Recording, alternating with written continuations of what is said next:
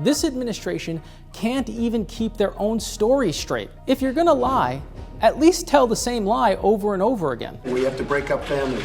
The Democrats gave us that law, and they don't want to do anything about it. This administration did not create a policy of separating families at the border. Why is the government doing this?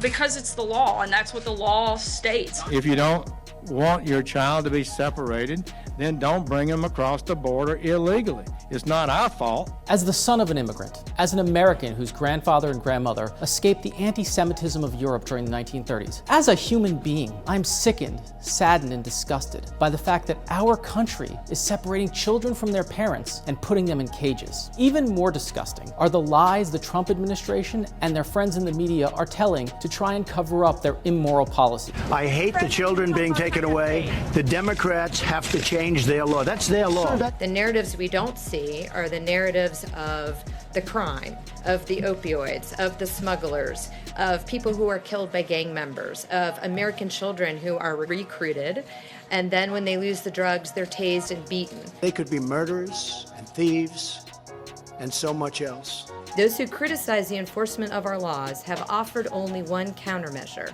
open borders. That is hogwash.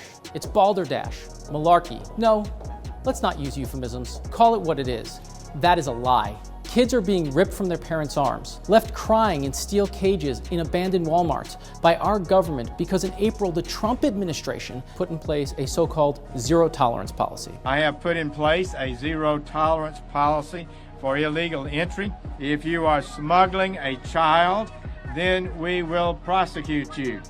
And that child may be separated from you as required by law. Here's how it works. Because children cannot be prosecuted along with their parents, nearly 2,000 have been torn from their families' arms in just 6 weeks. This administration did not create a policy of separating families at the border. Well, it might not be policy, but that is exactly what is happening. Even grosser are some of Trump's defenders in the media who have been saying things like, while some have likened it to concentration camps or cages, you do see that they have those thermal blankets, you do see some fencing, but keep in mind, some have referred to them as cages, but keep in mind, this is a great big warehouse facility where they built walls out of chain link fences. Let's look it up.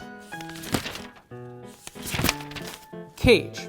A box or enclosure having some open work for confining or carrying animals, such as birds. A barred cell for confining prisoners.